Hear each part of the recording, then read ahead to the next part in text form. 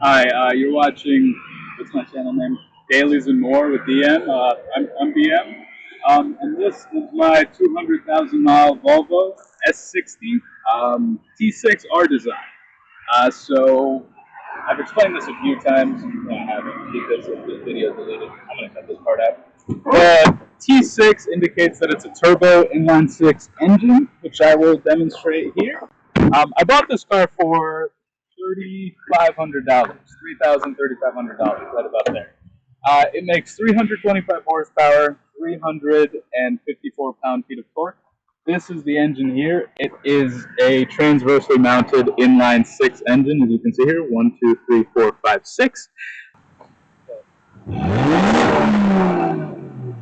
I bought this car, the spoiler was basically detached, and I just siliconed it on because it was winter and I didn't have an indoor place to it properly. But I will also be taking care of that sometime this summer, and I have some 3M tape, stuff like that. The biggest thing is this right here. So when I bought it, it was about this big, but because this winter was so harsh on the vehicles, it kind of spread. So I will be kind of taking care of this as best I can. Just, rust neutralizer probably, and then body panel filler, because I don't feel like getting a whole new quarter panel for this car soon.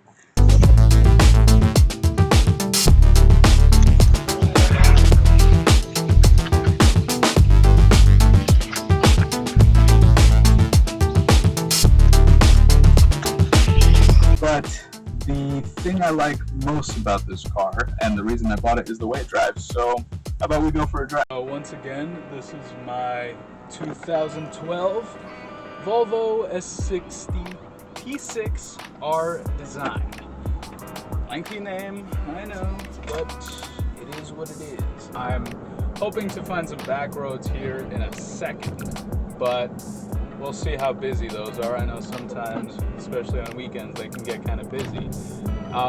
And I also am trying a setup for capturing kind of both exhaust and turbo / intake sounds. We'll see how well that goes, but we'll see. So, to the driving dynamics, right? There's a couple things to discuss. Because it's the T6R design, it never was able to be optioned with Volvo's 4C suspension. So that the 4C had a couple different suspension modes. I think it was like comfort, sport, track, something like that. This is just whatever sport suspension and sport chassis, as they describe it, that was on it.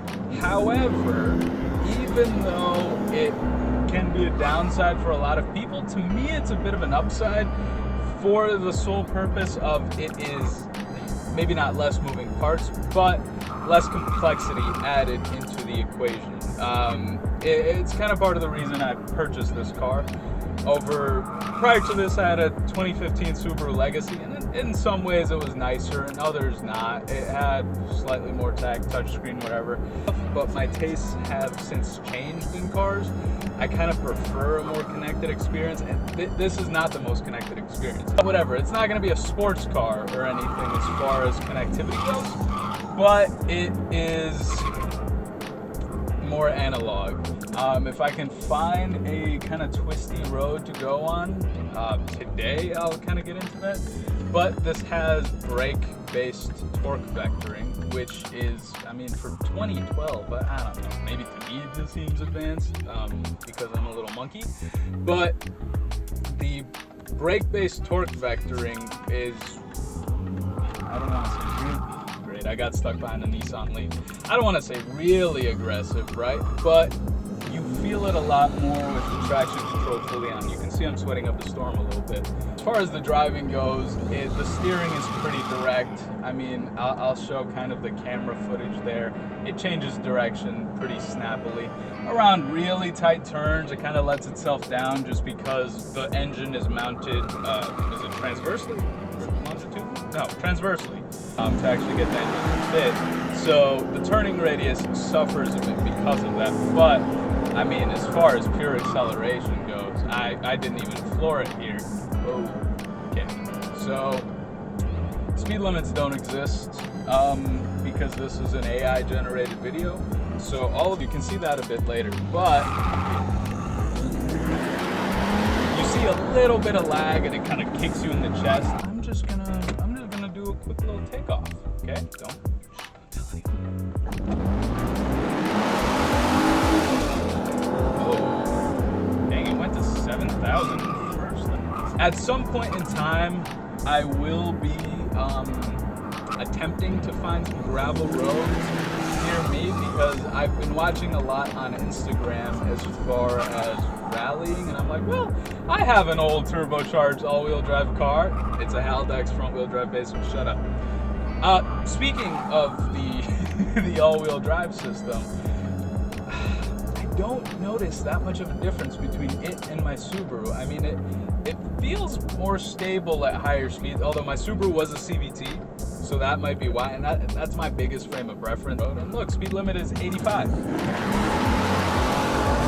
So it's pretty quick, but it also revs to about 6,500 RPM, which, I mean, I know it's not super high in the world of cars or whatever. It's no, GT4 RS, but my frame of reference is my previous cars. That's just how it is. My Subaru revved to like 6,000 RPM, but there was no point because of the CVT. And then my Civic, I think, also only really revved to like 6,000 RPM because it was like a base Civic. So I don't even know if it had VTEC. Being almost at 200,000 miles, it does have some problems. I mean, it's still a decently high-strung engine. I do have an IPD downpipe and midpipe, so it didn't, or catted, not catless. I'm not a criminal. So it passes emissions and everything.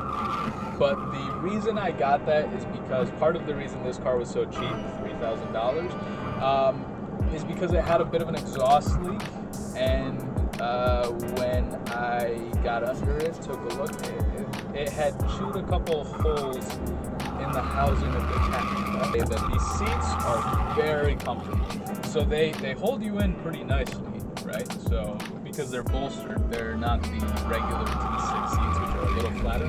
So they're pretty bolstered. They hold you in pretty well in a corner, but they're not like a Type R seat where they kind of dig into your back. And I don't know if you've noticed, I'm a bit of a broad boy. I also have I'm also what some of you would refer to as a big booty Latina. Here, I'll show you guys the turning circle of this thing real quick. So it doesn't even. This is a decently wide, like, American neighborhood road. So back again, I'm basically in the grass, and then I will be basically in the grass again for the 3-point turn, and it didn't do it terrifically, I must say. I like sport mode because it holds it in a gear for longer. So see, I'll brake a little into a corner, dab of gas, and it comes out just fine. It's kind of the mixture of acceleration. The suspension is decently compliant over small bumps, and the seats kind of help absorb the impact on large bumps. So both of those together is a pretty good recipe in my book.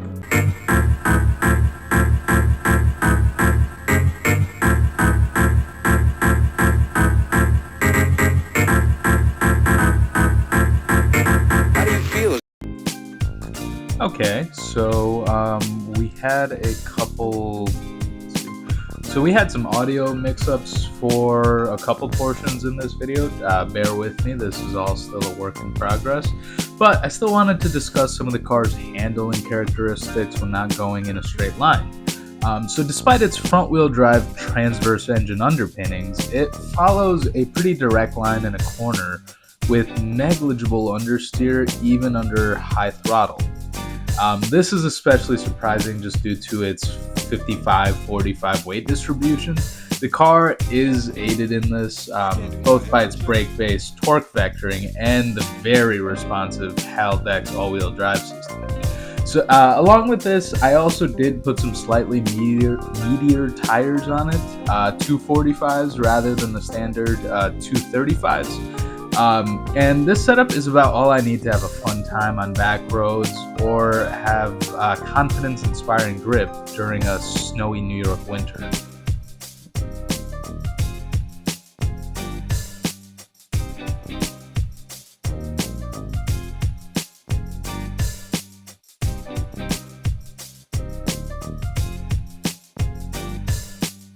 All stunts performed by professionals in a controlled environment.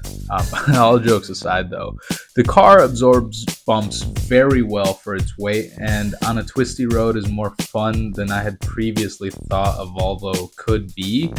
Especially since for me, my image of a Volvo before getting this one and like doing more research on them wouldn't necessarily be old boxy, 850Rs, V70Rs, even an S60R or anything like that, even going back to the 740 or C30, right? It's their SUVs, they're sedate SUVs and crossovers that have kind of become the bread and butter of the car market.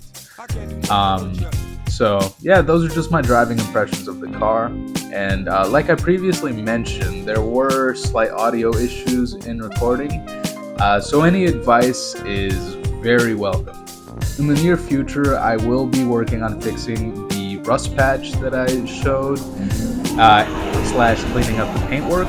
I'll also be changing out the spark and coil plugs, and then if time / finances allow, installing a kind of a cheapo valve muffler just to get some extra sound out of this thing.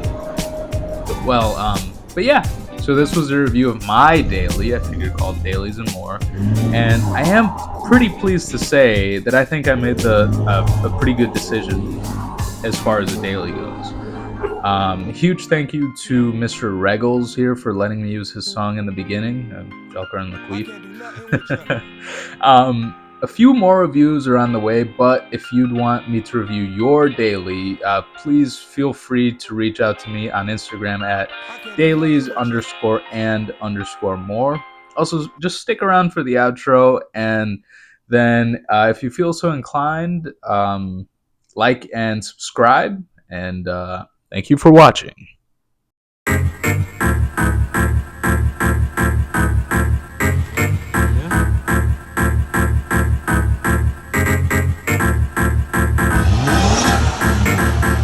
As the start time approaches, I don't feel at all. Like